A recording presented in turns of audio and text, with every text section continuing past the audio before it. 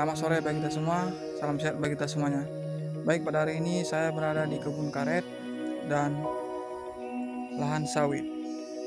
Baik, pertama-tama kita mengucapkan syukur kepada Tuhan Yang Maha Esa masih memberikan kesehatan dan dapat melakukan praktek langsung ke lapangan dengan sehat dan baik.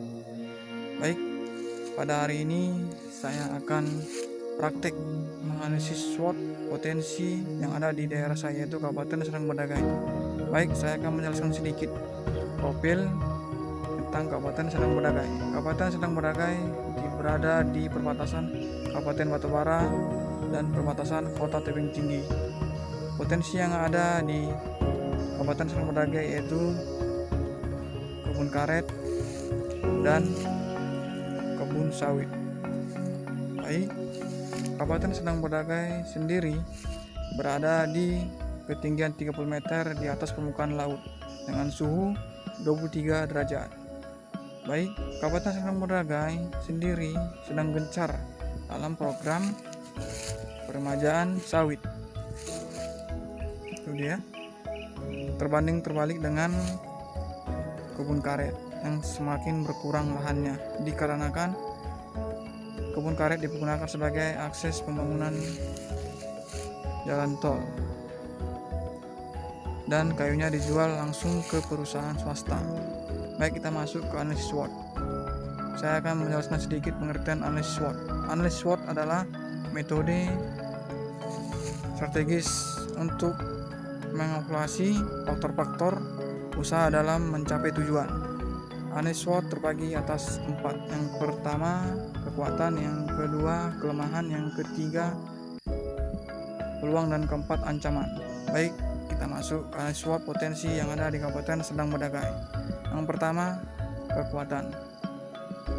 Kabupaten Serdang Bedagai memiliki lahan yang luas cocok untuk lahan perkebunan karet dan sawit. Yang kedua, Kabupaten Serdang Bedagai dikelilingi oleh PT Karet dan PT Kelapa Sawit. Yang kedua, kelemahan. Kelemahan yang pertama yaitu lahan karet dan lahan kelapa sawit sebagian besar dikuasai oleh swasta, sedangkan untuk lahan pribadi masih sedikit yang punya. Baik, yang kedua, lahan pribadi. Kenapa? Di sini untuk lahan pribadi atau perorangan akses jalannya susah, dalam artian rusak dan belum diaspal. Kemudian yang ketiga, untuk lahan pribadi juga harus mempekerjakan banyak orang. Baik, masuk kita yang ketiga, peluang. Peluang yang pertama menjadi penjual pupuk. Kenapa? Di sini lahan karet dan sawit sebagian besar juga masih milik pribadi.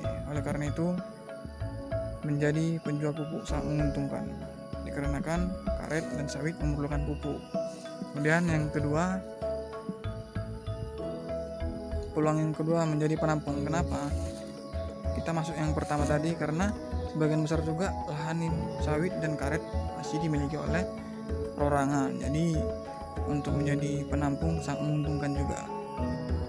Baik, masuk kita yang keempat, ancaman. Ancaman yang pertama yaitu kepada penampung itu sendiri. Kenapa?